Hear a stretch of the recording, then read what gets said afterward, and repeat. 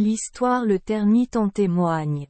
Il était une fois un couple issu d'une famille pauvre qui avait un enfant d'environ 11 ou 12 ans, mais il était plus intelligent que la plupart des gens.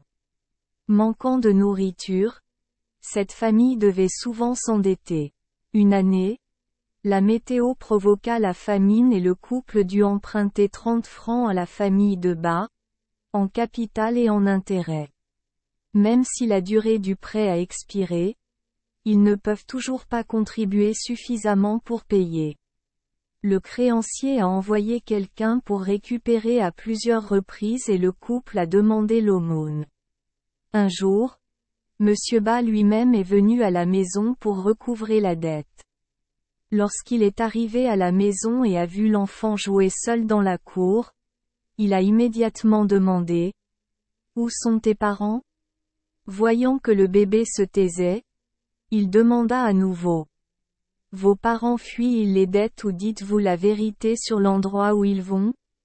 Alors le bébé parla « Mon père est allé abattre des arbres vivants et planter des arbres morts.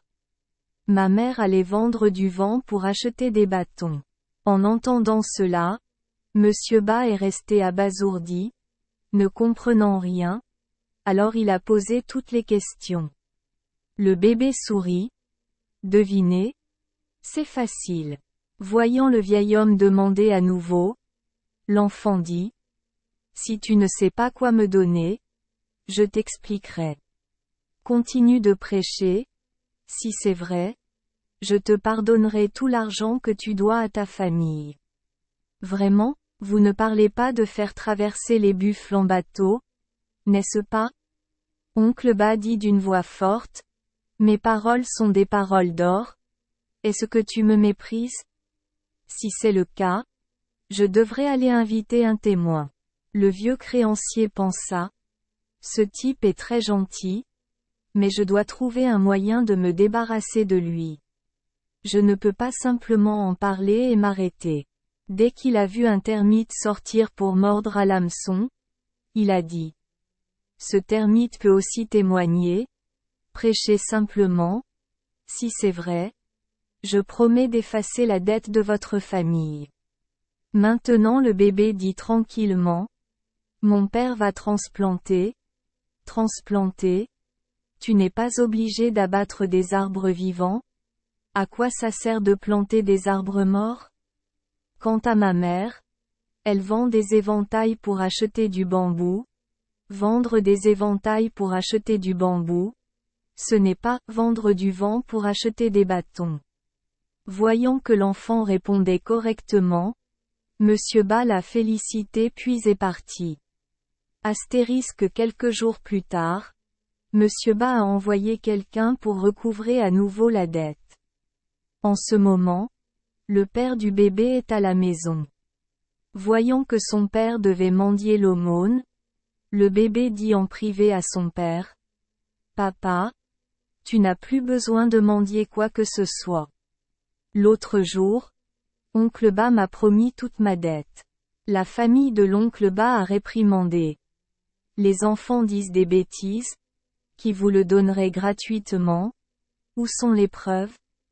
Si j'ai une preuve, je le dirai. Alors, où sont les preuves? Je le donnerai devant oncle Bas. Après avoir discuté un moment, l'agent de recouvrement s'est mis en colère et a dit, « Eh bien, je ne veux pas parler aux enfants.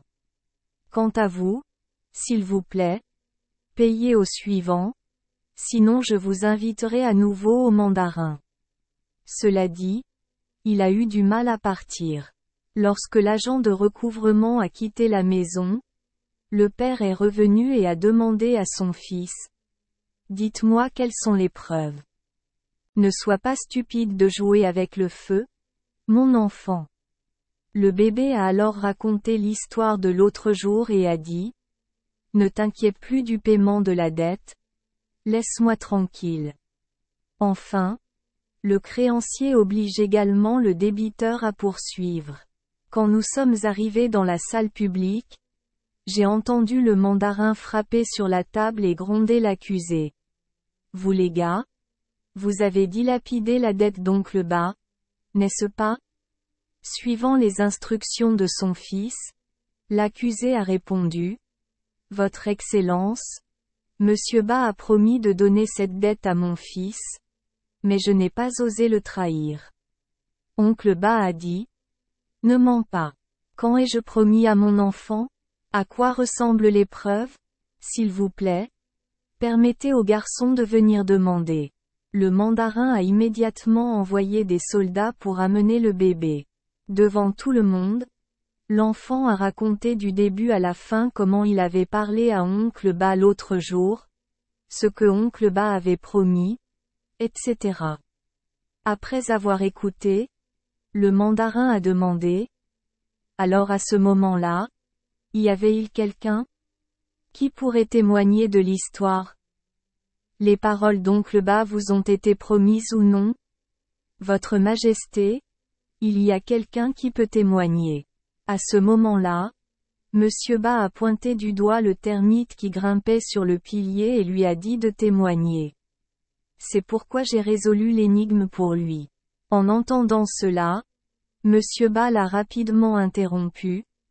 Les termites sont du niébé, mais il n'y a pas de termites qui grimpent sur les poteaux des maisons. Le mandarin dit aussitôt. Alors quand tu lui as promis, il y avait bien un témoin termite, ça suffit. Vous devez donc faire ce que vous avez promis. Oncle Ba se raidit et sortit. Et le père et le fils de cette famille sont rentrés chez eux heureux de la victoire. 1. Horreur. L'histoire ci-dessus a une histoire étrange. L'histoire de Wukong Du. Quand Wukong Du était jeune, ses parents étaient très pauvres. Un jour, toute la famille était absente et il était seul. Un créancier est venu recouvrer sa dette et a demandé où allaient ses parents. Réponse. Mon père va tuer des gens, ma mère va sauver des gens. Le créancier a demandé mais il n'a pas répondu. Ensuite, il l'a persuadé de dire la vérité et sa dette lui serait remise. Il tendit un morceau d'argile et dit au créancier d'imprimer sa main en guise de gage. Puis il lui dit, Mon père est allé travailler pour déraciner les plants de riz, pas pour tuer les gens. Ma mère pour planter, pas pour sauver les gens. Un autre jour, le créancier revint et lui demanda de lui donner un terrain avec sa main imprimée dessus, le laissant sans voix. 2. Le motif ci-dessus est également très populaire dans de nombreux pays du monde. Voici quelques histoires. Histoire française de Picardie. Un seigneur envoya ses serviteurs recouvrer des dettes. Arrivé dans une maison où il n'y avait qu'un seul enfant qui gardait la maison. L'agent de recouvrement demanda, Où est ton père? Réponse. Mon père part à la chasse. Ce qu'il tue, il le laisse derrière lui. Ce qu'il ne tue pas, il le rapporte. L'autre personne ne pouvait pas comprendre, mais ne pouvait pas ouvrir la bouche du bébé. Il a donc dû retourner en arrière et faire rapport à Dieu. Dieu a envoyé une autre personne pour lui dire de pardonner toutes les dettes de la famille du bébé s'il pouvait répondre à cette question. Le bébé dit, Mon père chasse les poux. L'histoire ci-dessus est également populaire dans le sud de l'Europe, comme en Italie, en Suisse, et au Tyrol, etc. Un autre livre, Le roi Salomon et Macon, est populaire dans de nombreux pays européens, bien que chaque région raconte quelques détails différemment. Le roi Salomon est allé chasser et est resté chez Macon. Viens ici et pose quelques questions à ce type. Il répondit par une énigme qui surprit le roi. Le roi demanda à son tour, Où est ton père? Où est ta mère? Où est ton frère? Etc. Réponse. Mon père était sur le terrain. Il a fait 2 dégâts. Le roi ne comprenait pas. Alors il lui demanda de s'expliquer. Il a dit. Son père était dans le champ et voulait construire une route à travers le champ. Alors il a planté des épines sur la route, et en conséquence, les gens sont sortis des deux côtés, créant deux autres chemins, incapables de cultiver. Concernant sa mère, Marc a répondu. Ma mère est venue faire pour son voisin ce qu'elle ne pouvait pas faire elle-même, c'est-à-dire fermer les yeux de son voisin mort, ce que personne ne fait pour lui-même. 3. Au propos de vous, Marco a répondu, presque similaire à la phrase de l'histoire ci-dessus. Mon frère est assis à l'extérieur de la maison, tuant tous ceux qu'il rencontre, c'est-à-dire qu'il attrape les poux. À propos de l'histoire du roi Salomon et de Macon, voir plus dans Contes étranges numéro 84. Une histoire indienne, Mahensada cherchait une future épouse. En chemin, il rencontra une belle fille d'une classe supérieure et apparemment modeste. Grâce à l'histoire, il savait qu'elle s'appelait Visakha. Essayant de voir si elle était intelligente, il demanda « Où va ton père ?» Elle répondit « Mon père est allé faire d'une route en deux routes, semblable à l'histoire ci-dessus, c'est-à-dire qu'il est allé chercher des branches et des épines pour couvrir la route. Mais à cause de cela, il y avait deux routes. 4. L'histoire d'Arabie. Arabie. Un homme envisageait d'épouser la fille qui pourrait répondre à son énigme. 8. 4. 2. Il a posé la question à beaucoup de gens. Tout le monde a répondu. 14.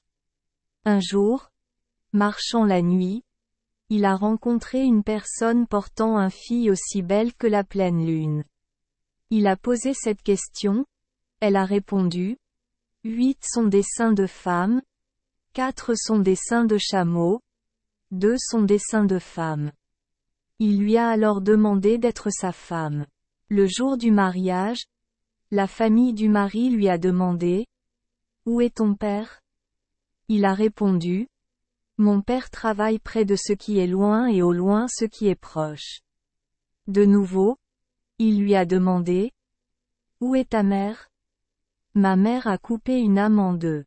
De nouveau demandé « Où est mon frère biologique ?» Mon frère tient le soleil. Double point. Lorsque la famille est revenue faire son rapport, l'époux a deviné que c'était son père. Elle avait fraternisé avec une tribu contre une autre tribu. Sa mère était sortie accoucher d'un bébé à une femme. Son frère était sorti s'occuper du bétail et attendait que le soleil se couche pour revenir, etc. 5. L'histoire marocaine est similaire à celle-ci dessus. Ma mère fait une âme sortir de l'âme, accoucher d'un bébé, et mon frère doit amener la personne qui ne reviendra plus, conduire les morts à la tombe. Histoire du Bangladesh. Bangladesh. Ma mère travaillait comme 2 personnes pour une seule personne, sage-femme.